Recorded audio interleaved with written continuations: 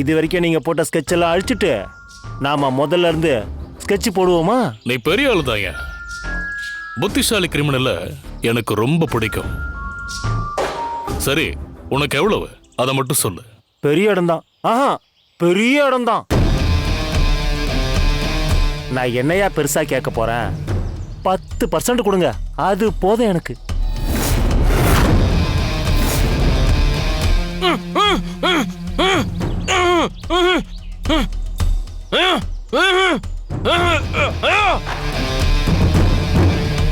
என்னையா யோசிக்கிறீங்க? 10% தானே கேட்டேன்.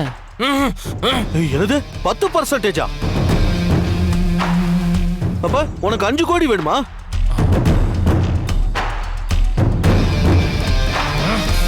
என்னது 5 கோடியா? உளறிட்டேனா? 10%க்கு 5 கோடி வருதா? அப்பனா சிலைய 50 கோடிக்கு பேசியிருக்கீங்களா? ஜமீன் ஐயா, சூப்பர் சூப்பர் சூப்பர்.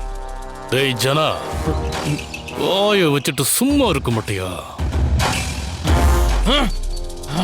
ஐயா, அதான் சின்னவர் சொல்லிட்டாருல, அதையே எனக்கு கொடுத்துருங்களேன்.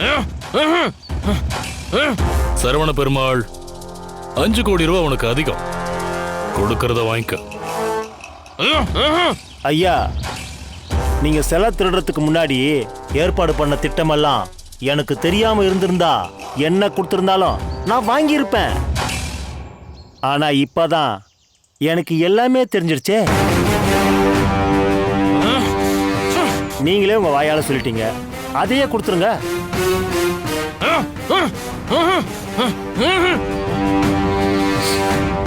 அவனை அவுத்து விடு.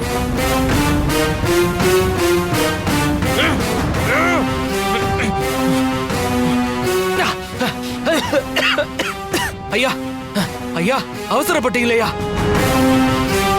இவர் என்ன அடிக்கவும் இல்ல, நான் எதையும் சொல்லவும் இல்ல. போய் சொல்லி உங்க வாயால எல்லா உண்மையும் வாங்கிட்டாரியா?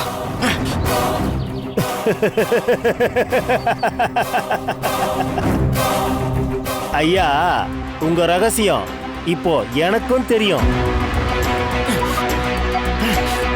நான் கேட்கறத கொடுத்துட்டா பிரச்சனை வராம நான் பாத்துக்கிறேன். ஃபியூச்சர்ல ஏதாச்சுனாலும் நான் வந்து நிப்பேன். என்ன சொல்றீங்க?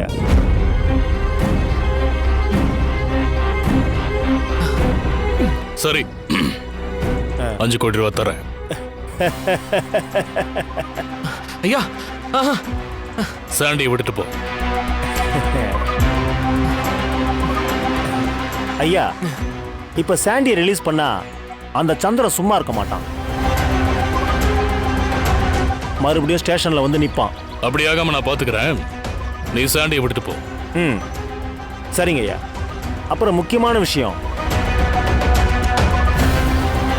என்கிட்ட கலந்துக்காம திரும்ப சிலையை திருடுறதுக்கு முயற்சியெல்லாம் பண்ணாதீங்க. ஒரு நல்ல நாளா பார்த்து நாமளே சிலையை தூக்குவோம்.